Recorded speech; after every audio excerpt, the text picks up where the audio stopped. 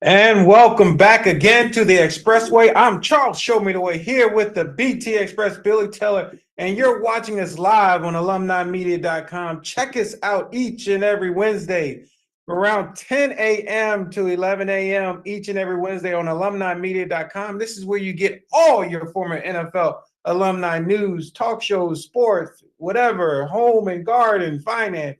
Check us out on alumnimedia.com. Check our brethren out on their channels as well. If you miss us live, you can always catch us on YouTube at 9 a.m. each and every Friday morning. Check us out if you miss us on 9 a.m. each and every Friday morning, starting at 9 a.m. BT, we got a lot of news. It's like I thought the Jets were the soap operas. I thought the Jets was like As the World Turns, but now it's like I'm looking at a soap opera with the Giants. Now they're talking about Mike Kafka isn't happy. He's looking to get out of his deal. There's a report saying that Brian Daboll can't find coaches that want to come and coach with him. What is up with all of the news coming out of the Giants building these days? Are you kind of worried about the fact that the culture is getting undermined by the fact of Brian Daboll's antics or perceived antics within the coaching circle?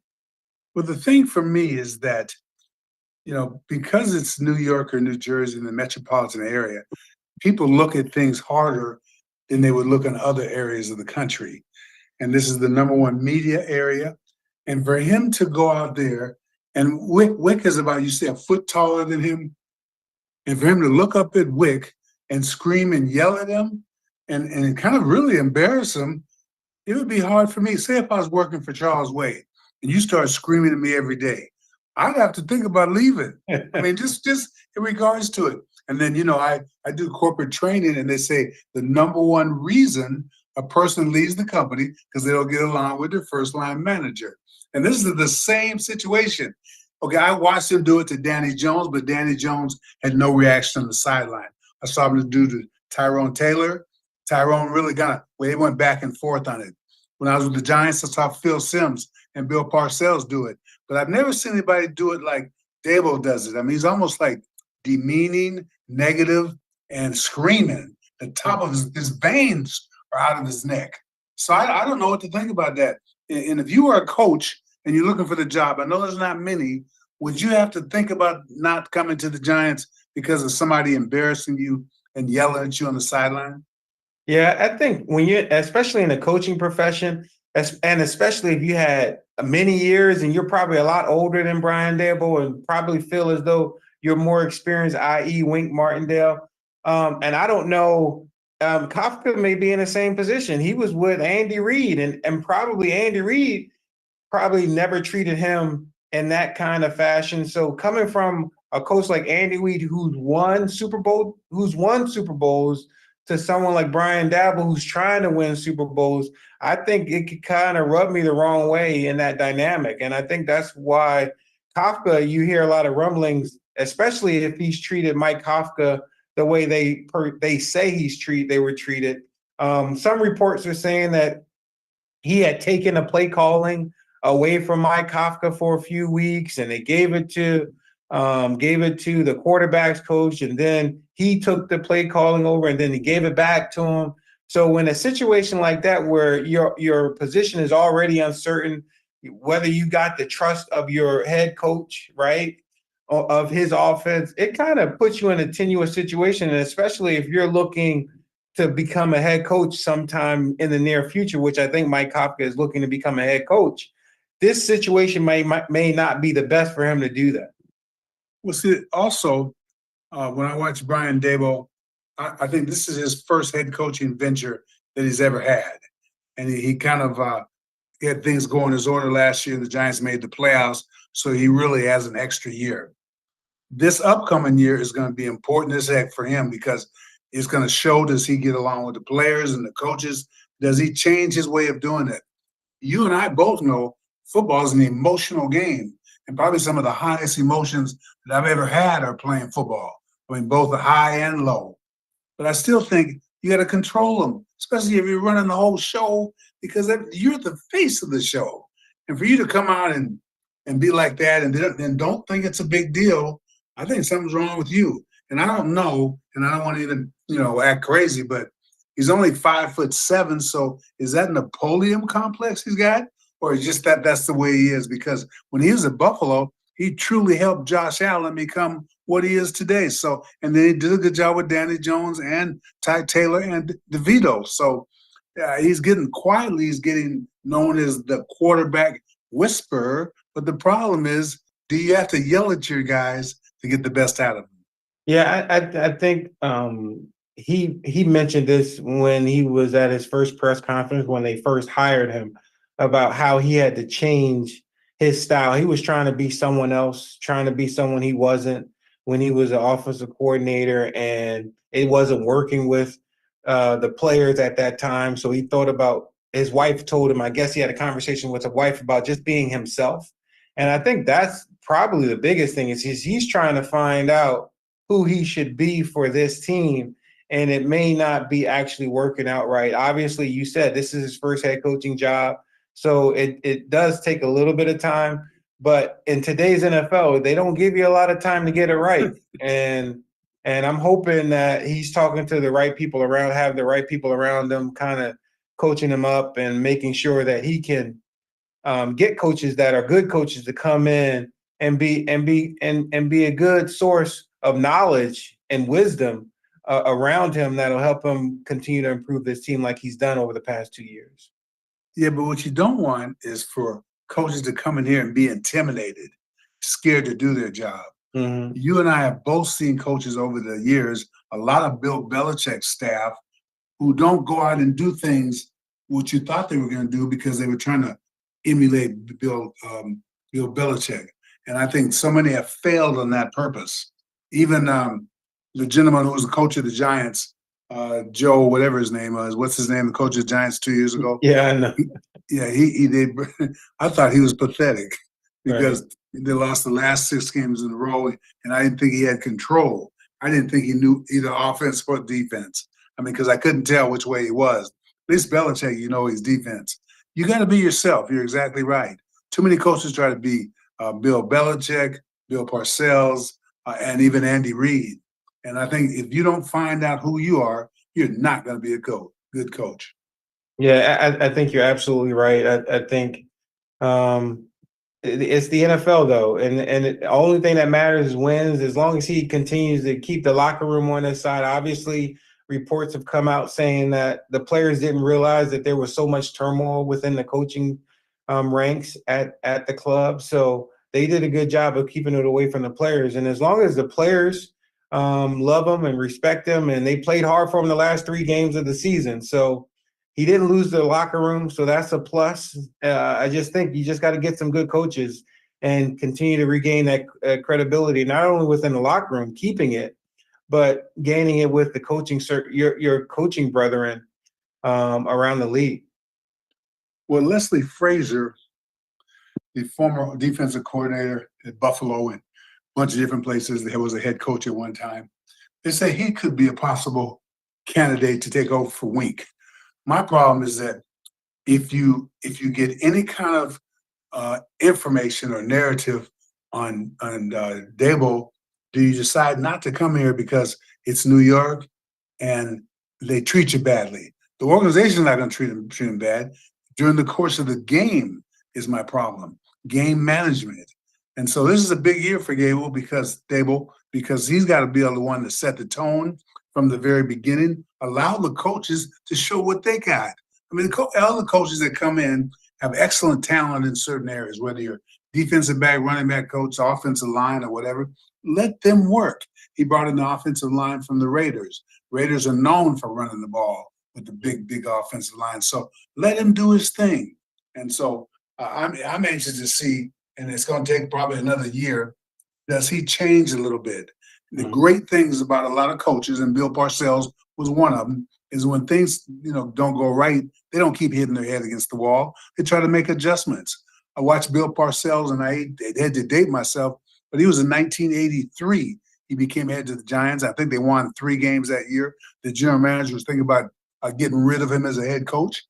But he changed his whole philosophy in the year after that, 1984, and really became the coach that he is. He didn't take any stuff anymore. He didn't give anybody breaks. He talked to everybody. He didn't belittle people. And then in '85, they played the championship against Chicago and lost, and then went to the Super Bowl in '86.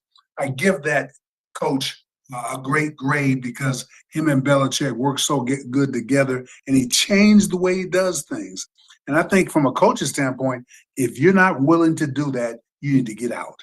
Yeah, I think, and that's why I think there's still hope. I think Brian Debo is realizing that maybe the way he did things last year wasn't working in some aspects of the team, i.e., the coaching staff, and so maybe changing the way he reacts to the coaching staff is probably part of that evolution of becoming a coach. This is his first time, so at least give him 3 to 4 years. Give him more than what we gave the last couple of coaches, but the last couple of coaches probably didn't deserve more than 2 or 3 years, given how the team performed. The team is performing well. They're playing hard, and you can't overstate the fact that your team is a direct reflection of you as a head coach. And if they're giving their all and they're still continuing to work hard, that goes to give you a little bit of a window of time in which to get it right. And hopefully he can get it right this year. But as we move on, and I know it's early, but everybody's talking about mock drafts and who the Giants are going to pick. And we have a couple of guys that I want to talk about because I've been looking at some of the mock drafts. You know, Kuiper has his, Sports Illustrated has theirs, NFL has theirs. So there are three guys that I kind of want to look at and talk about from a draft perspective for the Giants at number 6. And the first guy is the wide receiver out of LSU. You remember the last guy we had from LSU, Odell Beckham, was the true genius of a man, and was all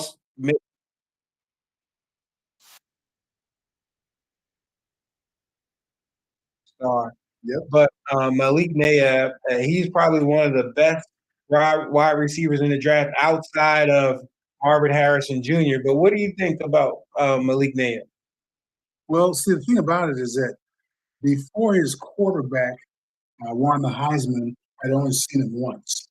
And sometimes it gets to me when a young quarterback doesn't take what the defense gives you, but tries to go deep every time. And that's what I noticed about their quarterback. But the one he was throwing deep to was Malik. And I was blown away by his hands, his speed. If the Giants can get him, I will help them tremendously. But Danny Jones and Ty Taylor have to get rid of the ball quickly because they still have to improve the offensive line. But this will be the biggest playmaker the Giants have had in years. And the thing about it, as Darren Waller tried in last year, he got hurt again and didn't really do his part to help anybody. He came on at the end of the season a little bit, but he didn't do anything. If Malik can get in there from LSU, and he runs a good route, he's fast, he's quick, he's got all the intangibles. He might be even better than Marvin Harrison. So I'm anxious to see what the Giants do. I think it's a no-brainer if the opportunity comes up at number 6.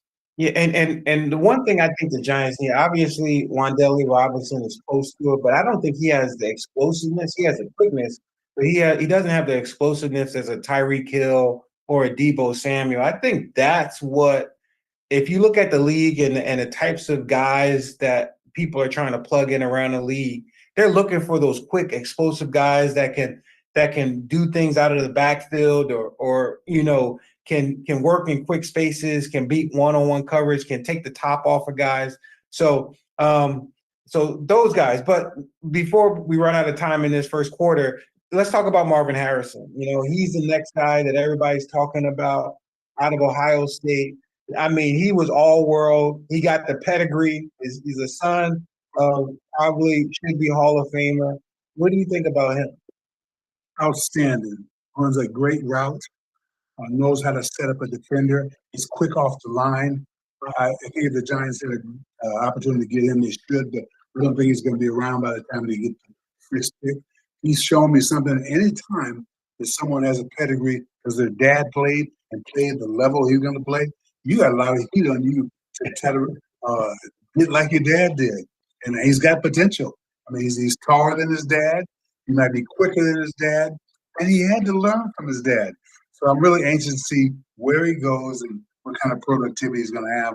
And this year, I've been watching him a couple of years, Charles, and he's definitely going to make his impact in the NFL. I'm excited. We're up against the break, but when we come back, we'll finish up. We got one more. We got one more pick that we want to go over with the Giants, and then we'll talk about the Jets and see what's going on with their mock drafts. Just hold on a minute. We'll be right back in a moment. You're listening to the Expressway with the BT Express, and Charles. Show me the way. We'll be right back.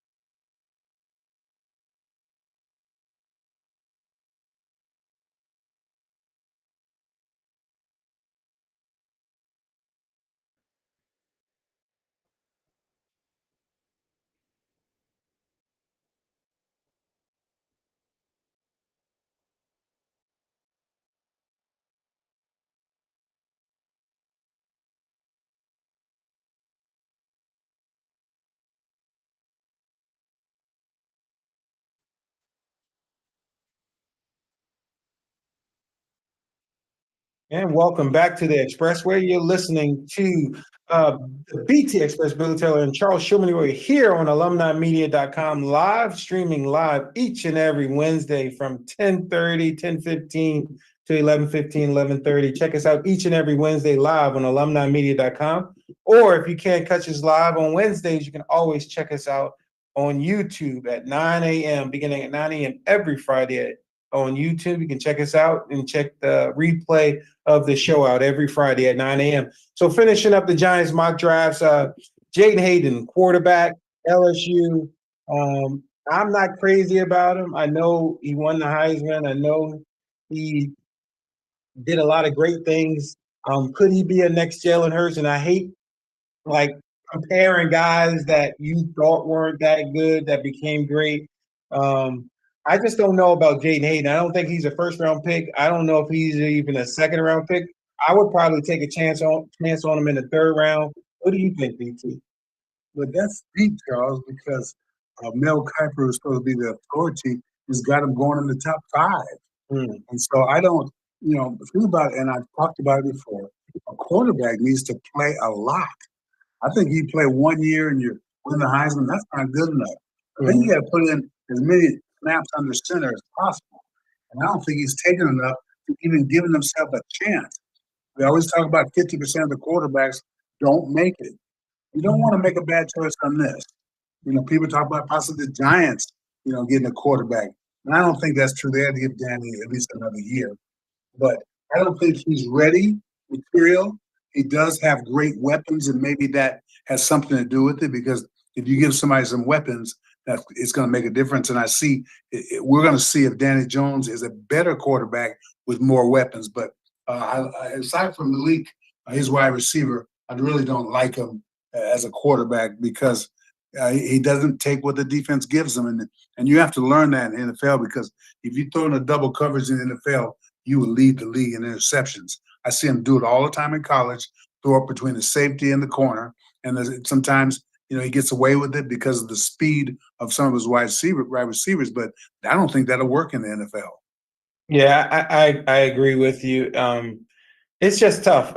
Like I said, Jalen Hurts the jury is still out on Jalen Hurts. Jalen Hurts is a quarterback that I don't think anybody thought would perform at the level he's performing at. And I put Jaden Hayden in his kind of category, a guy who has all the ability, all the natural ability to be an effective quarterback. But is he a quarterback that's going to lead your team to a championship? I.e., look at what Indianapolis. Indianapolis took Richardson, and he was hurt. I still think the jury is still out on him. They took him very high, and he was doing okay, but I still don't know if he's the quarterback that's going to lead that team to Super Bowl, being a Super Bowl contender. So the jury is still out on him, and I'm just unclear. But turning our attention to the Jets.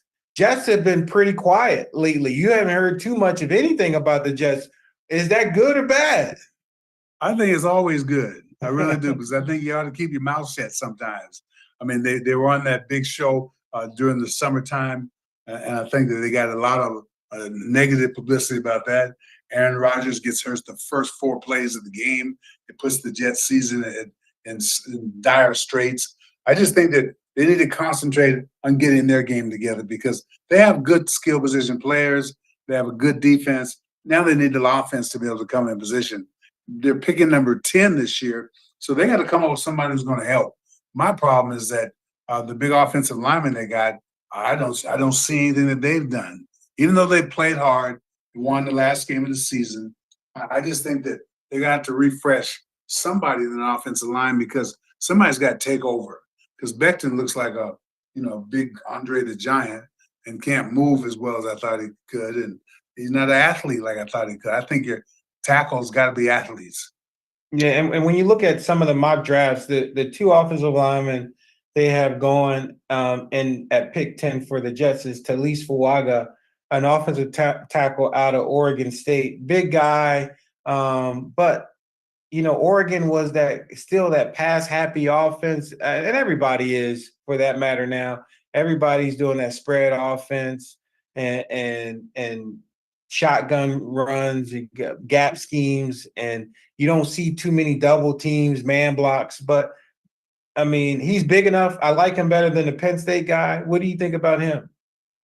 I like him too. I think he's got quick feet. I measure offensive linemen by their feet.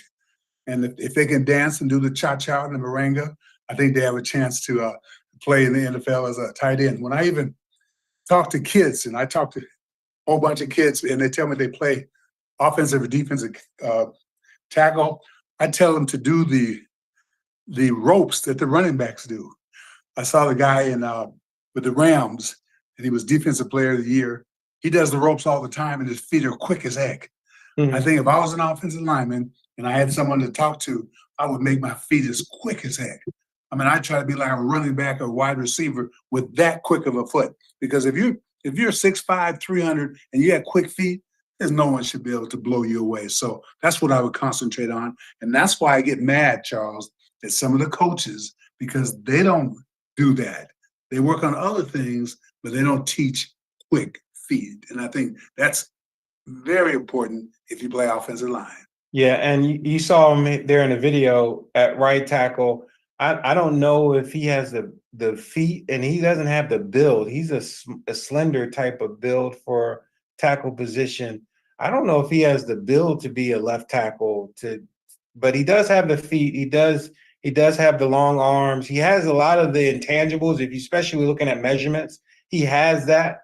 I just don't know the physicality of the position. I don't know if he can hold up, but I mean, given where they are and given the needs, that's one of the options. The other option is Olu, the kid from Penn State, who Olo Fashanu is his name. Everybody loves him. I mean, when you look at a lot of the draft boards, I mean, they got him going higher than 10.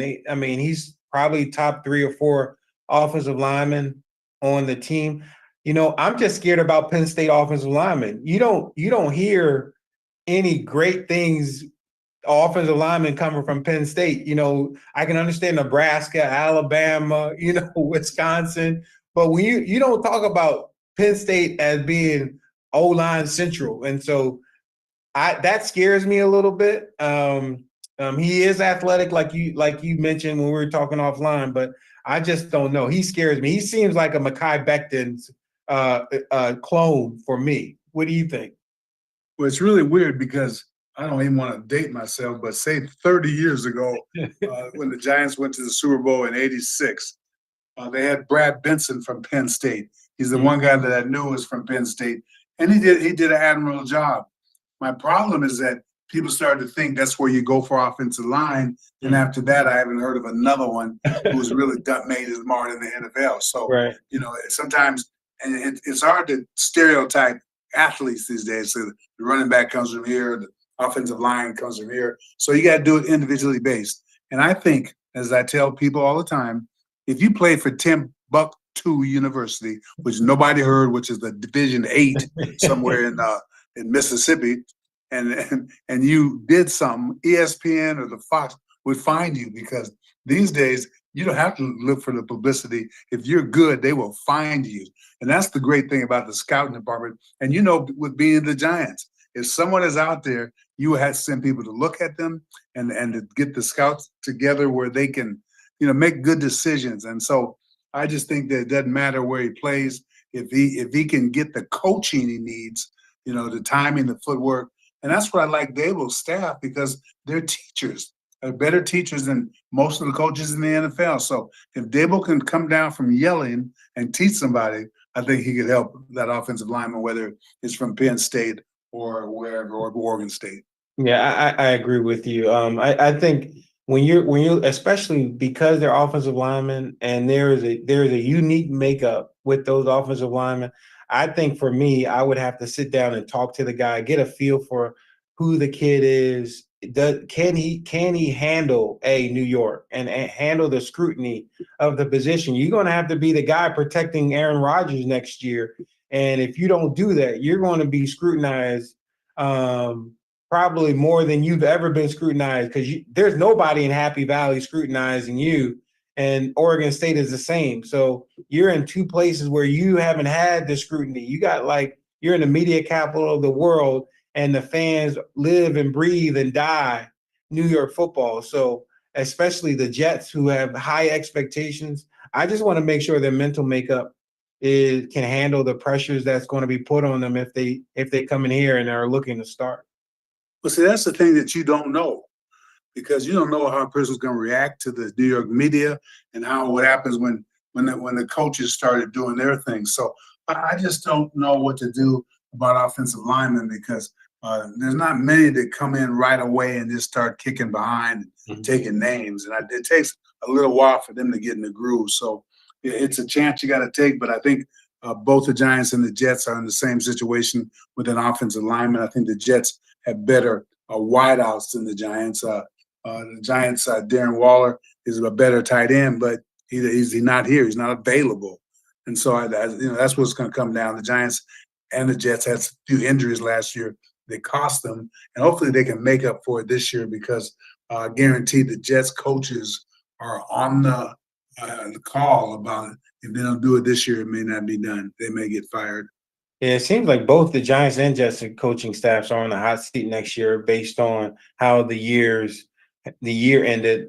More so Giants off season and how it's progressing, but the Jets season, how it progressed, not meeting expectations, albeit they didn't have the quarterback that they expected to lead. But I don't see the season turning out any differently based on how that offensive line was. And until they fix that offensive line on the Jets, I still think they're going to have issues next year. And so that's going to be a major challenge this offseason.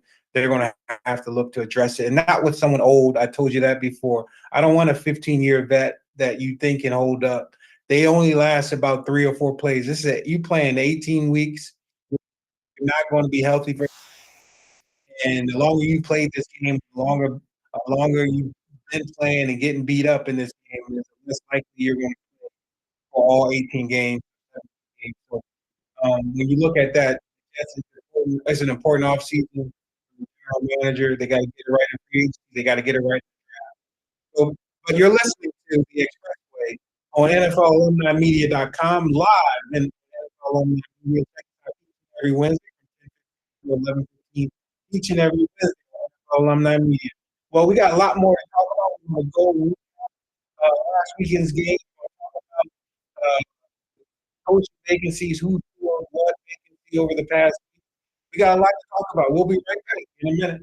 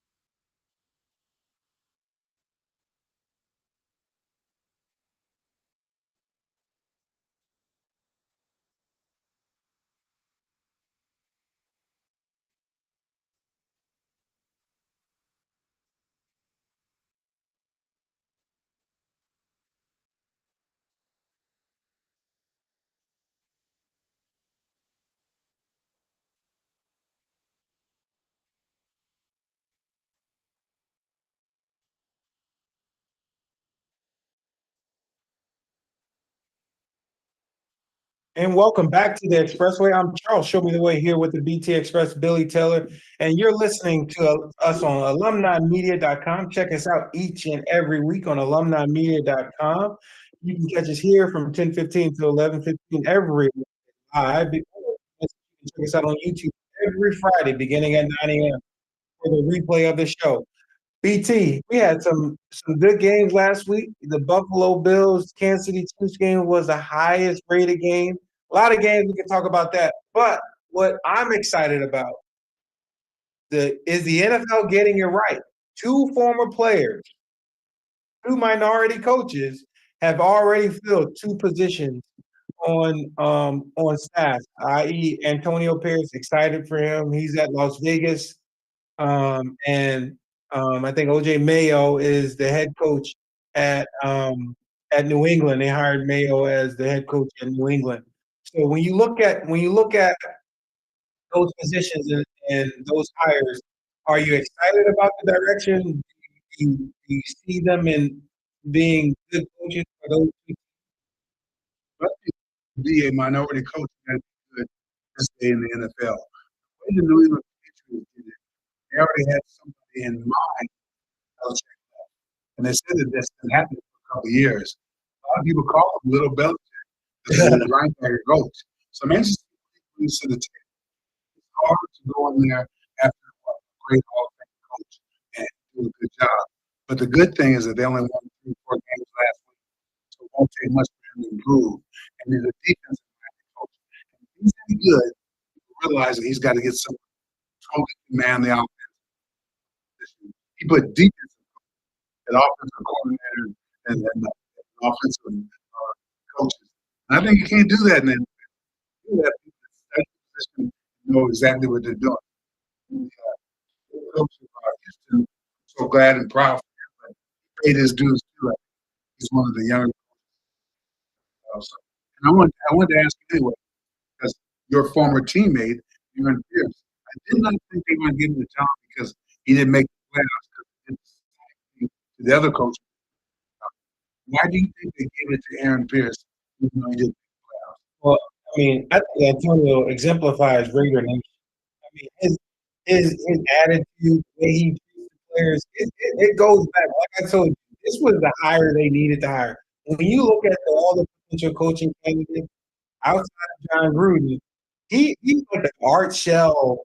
He's like the art shell clone, almost like maybe a little bit more now. You know what I'm saying? I love what the dynamic he brings to Raider Nation, especially being in Vegas and get that that swag back that the Raiders had as being one of the elite nastiest teams to go against and play.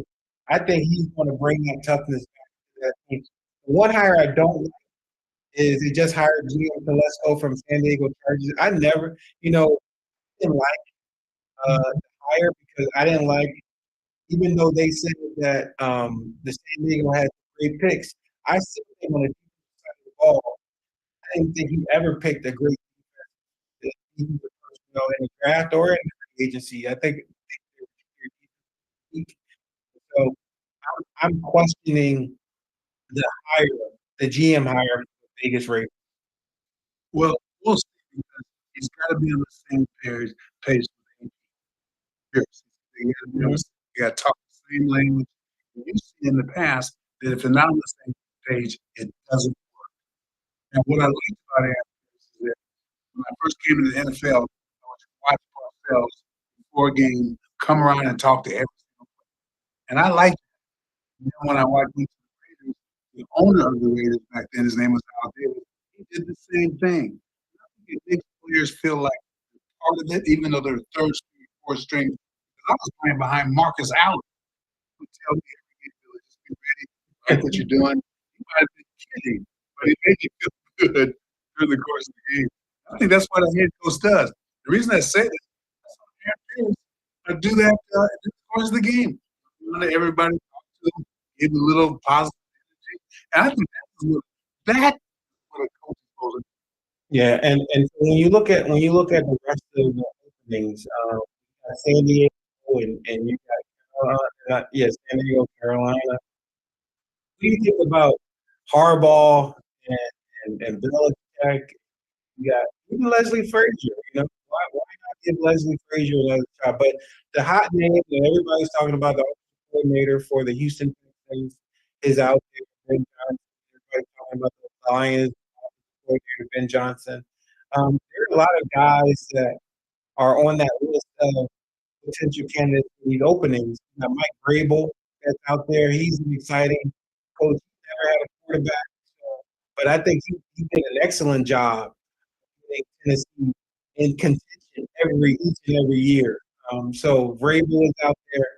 When you look at the coaches that are available, do you think it's going to be a coach with experience or a coach that's coming from a coordinator spot?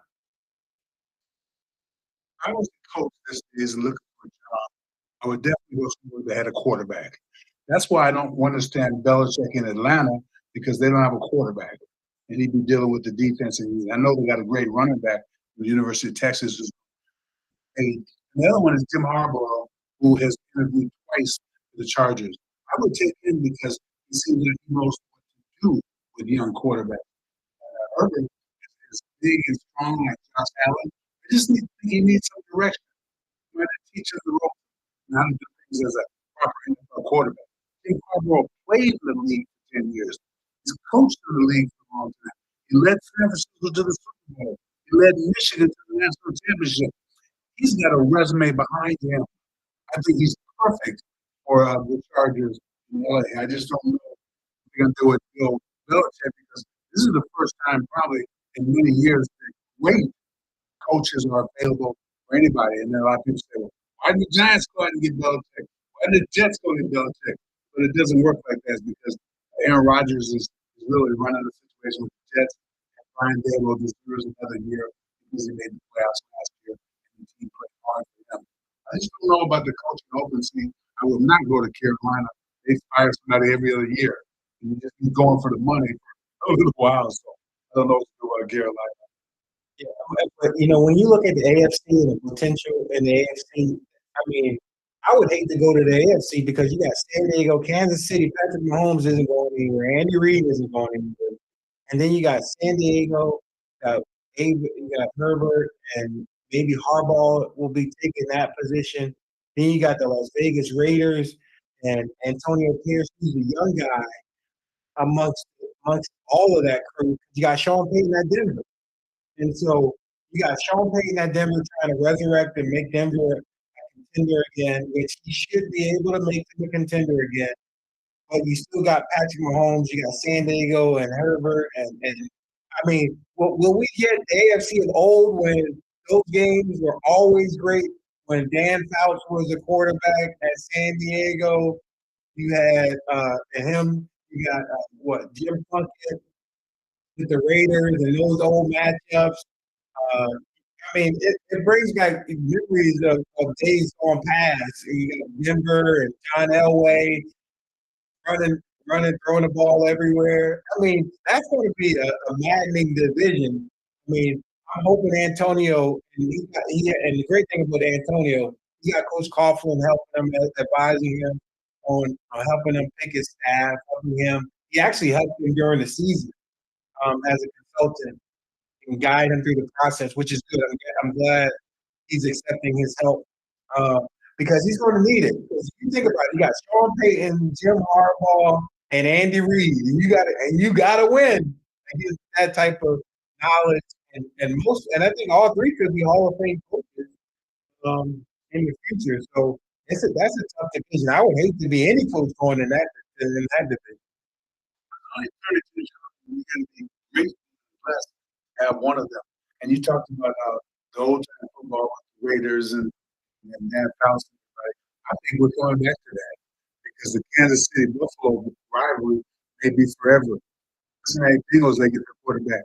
That might be in Lamar Jackson is definitely in on it. So we got some teams, maybe, and I'm gonna, I'm old school a little bit, but this may be the best talent ever in the NFL because there's more teams that have a quarterback, more teams that have running games. And what I like is at the end of the game, teams are running the ball. The championship teams run the ball. McCaffrey is the one who ended the game. Lamar Jackson, they ended the game with running the game ball. And so I knew Charles was going to come to the light. It had to because running back is too valuable, especially at the end of games. If you want to run it out. Even the Kansas City Chiefs, their running back, they did a wonderful job. So it's positive for me. Detroit Lions did a good job. It's some new people in there. It's good to get new blood, but we still got some vacancies in the coaches. I think, one of my questions is because talent now is so equal, and a lot of teams that are in the upper echelon all are equal. It really does come down to coaching, and the coaching is probably the determining factor if you win games or lose games. And so it's going to be important nowadays for these coaches to actually do the things that they need to do in order to perform at a level that makes that puts them in position. I think a lot of guys are going to be on a hot seat quicker if they can't perform, especially in divisions like the AFC West, where if you're not in the group or you're not contending or competing with that upper echelon group, they're going to want somebody else that can do it and can bring a team forward. And that's why I question the hire of Telesco at the Raiders because I don't know if being in San Diego, being in the AFC West, if he ever truly put a team together that can actually compete with the rest of the AFC West, i.e., the Kansas City Chiefs. Yeah, but that's when you people are the same page at the same time. We talked about Antonio Pierce. He's got to be in the same place, same side as he's on, knowing exactly what they need all the time. Because I remember George Young, many of the Giants coaches would come and talk to George Young about personnel. And so you have to get it right if you have a chance. Yeah, I agree with you, and you saw it. You saw it this week in the playoff game. When we talk about the playoffs, look at this weekend's game. You saw San Francisco playing the Rams, right? And how Green Bay. I'm sorry, Green Bay, and they were in the game. Green Bay should have won the game. Green Bay had a chance to win the game, and how their coach has developed love into a quarterback that at the beginning of the year people thought he was going to be a bust. Why did they draft him? And now towards the end of the year, he could be the next coming of Brett Favre and Aaron Rodgers come out. It's cool. I really like the way he improved in the course of the year. I like the way he throws the ball. He made me mad at the end because he did quarterback one-on-one, just no ever go across your body to the other side of the field. He should have thrown the ball away. And that might be maturity. That might be because first year starting, and I hope that's what it is. If he comes back strong next year, Green Bay is going to be something to deal with because they got a running game and they got tough receivers. I just think there's so much promise in front of it. Even the Detroit Lions win. I was talking about their fans have never been in this situation in 30-something years. I don't remember that. So I just think when you have new teams involved, this whole league get better. And just with the Rams this year, no one expected them. They were supposed to be dead last in the NFC West. They weren't even supposed to make the playoffs. They didn't have a team. It's a total rebuild. But having a good coach, having a GM, picking good, talented players, maybe young, but good, young, talented players, and being able to utilize that talent to the best of their ability, having coaches identify what those talents are and utilizing those abilities to give you the best chance of winning. I think that's probably a resounding kind of thumbs up to Sean McVay and what he's done. And I think he's even reinvigorated. He even said it. He was reinvigorated and loves coaching again. Because remember, last year, towards the end of last year, he was contemplating retiring and getting out of coaching because he didn't love the game anymore. I think coaches want to be able to coach. Coaches want to be able to use their mind and brain to figure out how can I make this team, given that we're not the best team, we don't have the best talent. How can I maneuver these people, individuals, into something that gives us a chance to win? And I think they did that, and that's why he's a great coach. And listen to the Expressway with Billy Taylor and Charles Wade. We're on every Wednesday from 10:15, 10:30 to 11:15, 11:30. Then on Fridays at 9 a.m. on YouTube. And this is a fun time of the year because it's really, really serious time in the NFL. Wild card games are great last week. Have another two games this week to decide who's going to the Super Bowl. We go back to the other side. We'll talk about the upcoming games and whatever else is out there in the world of sports. So don't miss the muscle because our picks are coming up in just a minute.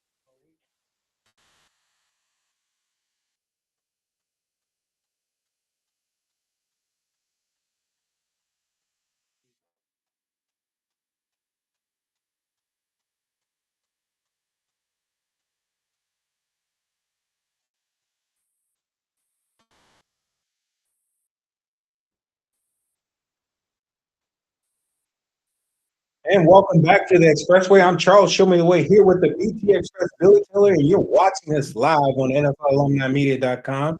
Check us out each and every Wednesday live on NFLalumnimedia.com from 10:15, 10:30 to 11:30 each and every Wednesday live on NFLalumnimedia.com. If you miss us, you can catch the replay on YouTube every Friday starting at 9 a.m. Check us out each and every Friday if you listen live on YouTube at 9 a.m. Well, BT, I think we got suckered into the Buffalo. We fell for the Buffalo okey doke and both picked Buffalo to beat Kansas City. And we always betting it. We're always betting against Patrick Mahomes and Andy Reid.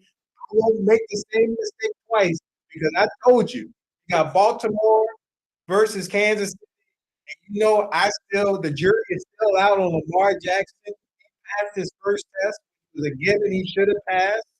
That first test. But now here is the truth. A defense, not a great defense, but a good defense that he has to go against and knows exactly what they do, what Baltimore does, and the defense that's Baltimore's defense is a great defense, and they're going against one of the best quarterbacks in the NFL. And I want to see because it's going to be in Lamar Jackson's hands. Lamar Jackson, mark my words, Lamar Jackson is going to have a chance to win this game, and I want to see if he does it. I'm not betting it. I'm not betting for him. I'm going with Kansas City all the way, and that's There's no doubt about where you're going. My problem is that Kansas City is 1-3 against Baltimore last week they played. It's always going to be close. Lamar Jackson improved tremendously. Pat Mahomes of Texas State University has shown me that he is one of the best that I've ever seen. Because you think about it, he can throw the ball at every angle because he plays baseball. He's always avoiding the rush. He's always aware of the situations for him. And like I said, if Lamar Jackson does not win this game, does that take away from him being a great quarterback? See that? yes, absolutely. That's been his MO. He's the highest paid quarterback in the NFL, more than the person he's going against this week. And if you want to be the man, you got to beat the man. And until you beat the man, right, you're not the man. And if you want me on your bandwagon, you got to win this game. And this is a big game for Baltimore. Like I said, Baltimore should win. On paper, Baltimore should win. They got a better defense. They got more talent on offense, except for the quarterback position. They got a running game. They should win this game. But Lamar Jackson is the X factor, and I still don't think he can do it in order to get them to the Super Bowl. I'm going with Kansas City. I'm changing my This is the sixth year in a row Kansas City's been in the AFC Championship, which is incredible. There's nobody that you can of maybe breaking Brady's record. It's been the three Super Bowl won two. I think Brady went to won 6 or 7 if I count Tampa Bay. I just think that you got to stop Pat Mahomes. Their running back is running hard. He's helping their game. The tight end is Kelsey is playing extremely well, playing better. The offensive line is giving them time to throw. Uh, Even some of the young receivers, Wilson and some of the guys are playing better. If you know from a coach's camp, this is when you want to get better at the end of the season. You want momentum. You want your team to be playing its best. And think about it, both teams are. So it should be at least a classic NFL game. And usually this time, there's always one good game before the Super Bowl. And we saw last week, Buffalo and Kansas City was outstanding. You know that who was going to be down to the end. Even Green Bay and San Francisco was down to the end. So that's what I want. You get me to the third quarter. I don't know who's going to win. I've had a good day. I agree with you. So who you going with? KC or Baltimore? Who you This got? is tough. I'm going with Baltimore because they're playing at home. And they say that Lamar Jackson has the best year ever leading the team. One of the plays, I'll be real quick about it, he underthrew the tight end. Tight end says, throw the ball up. And then he gave a penalty. I understand that was the language he was talking. Then he goes out there, goes high, and the tight end gets a touchdown. That is good quarterbacking. That is what an all-star, all-American quarterback can do. And that's why I'm giving Lamar Jackson a little more credit.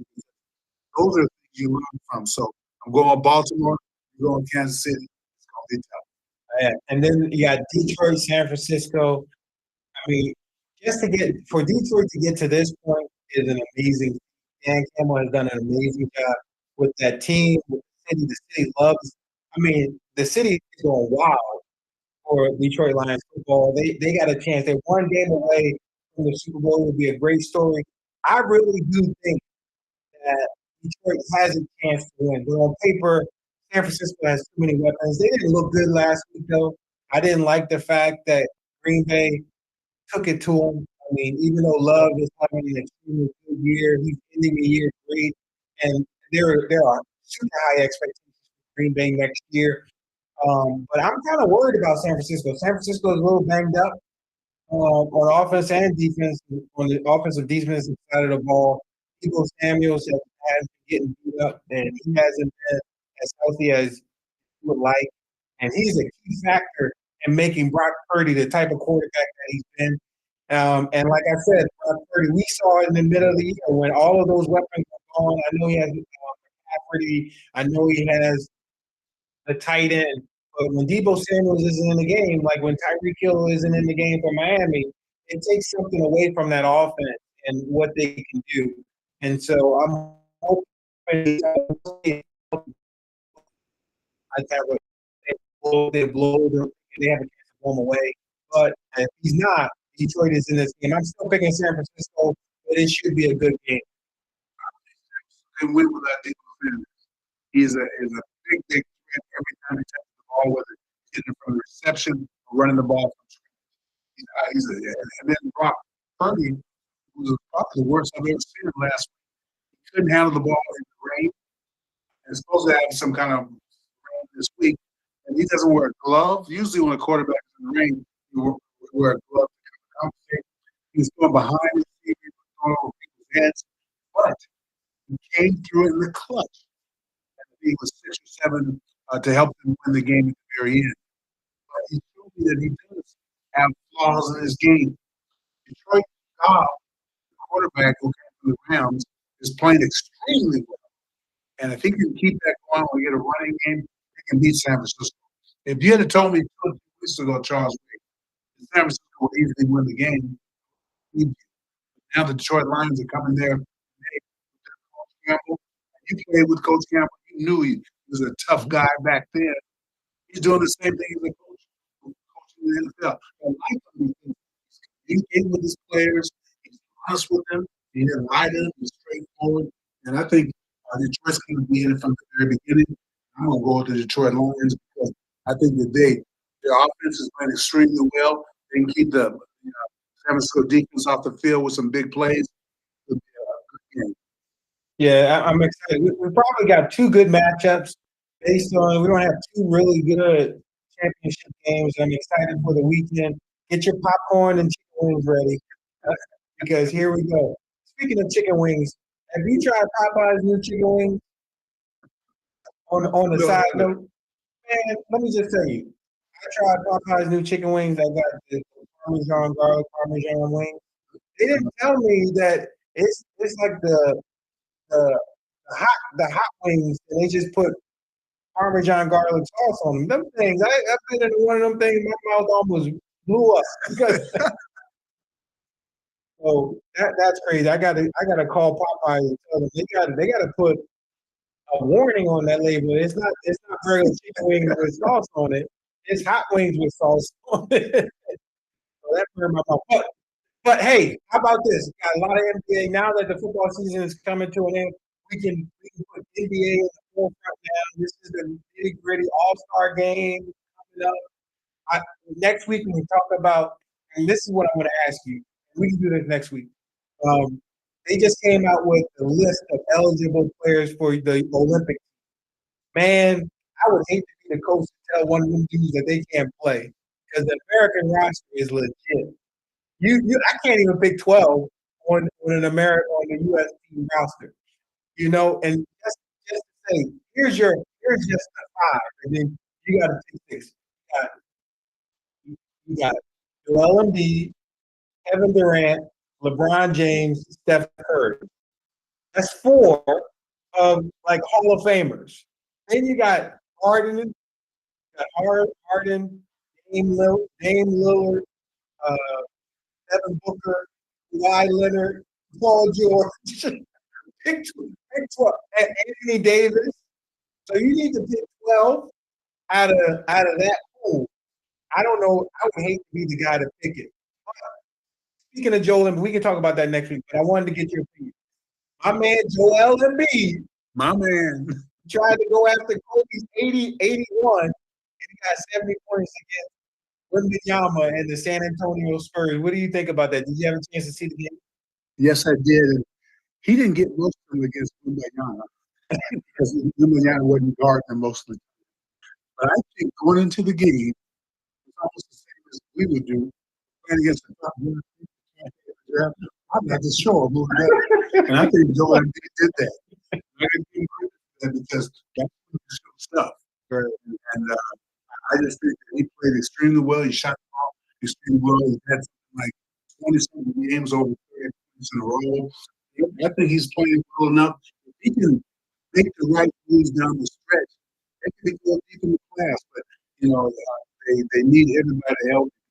Basketball's not a one-man game, and I just think that Philadelphia, he's even being better. He's not falling down, popping like he used to. So I think Philadelphia's going to have to deal with because I like the point guard, who's a young kid, and if they can get the right situation, they can get. I'm excited for what they have. They still got to come out of the East. They got Boston, who is number one team in the NBA, best record in the NBA, and Milwaukee. And look at what Milwaukee is doing. They were scared. They weren't even satisfied. They just hired Adrian Griffin. We just told you that off air, and they just hired Doc Rivers as their coach. What do you think about that situation? Do you think it was player driven because the players didn't get with the program, or was it coach? Because obviously Dame Lillard is a tough guy to coach. Look at what he did in Portland. He doesn't play defense. And that's not a guy that you're going to expect to play defense. And then you got a team like the Greek Freak, Giannis. And so I think Doc Rivers is probably the best coach for that situation. But do you give them a chance to actually be a contender? Yes, because they fired the coach before the All-Star break. That gives you a few weeks to implement your program. The thing about it is that the NBA, the players run the show. And, the NFL, the coaches run the show. It's a no-brainer. So I think that they're just doing what they think is right. They didn't feel like they were going in the right direction. They weren't number one in the East. I think a lot of people say Boston, where you said Boston, they had won before last night, 20 in a row. I think Toronto's not bad, but Milwaukee has the best talent that the champions a couple years ago. If they can get Dame to buy into Doc Rivers' philosophy playing defense, then they got a chance. But everybody's got to buy into defense. And for him and Giannis playing together, that's an ethical combination, which a lot of teams do not have. Yeah, I totally agree with you. I just think that it comes down to defense. They're not as deep as the Boston Celtics, not as deep as the Boston Celtics, but it comes down to Dame Lillard and Giannis. I mean, they got a great supporting cast. You got you got Brook Lopez out there. You got a good supporting cast out there that do the things that they need to do. It's just that when you get Dame Lillard to buy in on the defensive side of the ball, to do things that he needs to do on the defensive side of the ball to give them a chance. Because sometimes when you watch them play, it seems like he's not even out there on the court. And then he just all of a sudden Dame time, Dame time. And he waits for the last 2 minutes to start taking shots from half court to bring you back. So I'm just not a fan. I'm not either because I think you win or die by a shot. Curry's the only one that has it down the path. I think that Doc Rivers being there is going to help everybody because he's going to make everybody accountable and he's going to put them in positions where they can win. So I'm happy about that move. We'll see down the line how can come through in the clutch. Yeah, I agree with you. I'm looking forward to it. The remainder season is going to be good. Don't forget this weekend. Check us Saturday at 5 o'clock. You got Joel Embiid, Nikolai Jokic. He's playing in Denver. Everybody's been calling out Joel because he skipped last year's game in Denver against Jokic. This is like the tiebreaker matchup is who's going to get MVP. And Joel did the same thing he did in Denver as he did in Philly this week. I'm excited to see what happens. What do you think about that? Anytime we have that good competition, it brings out the best.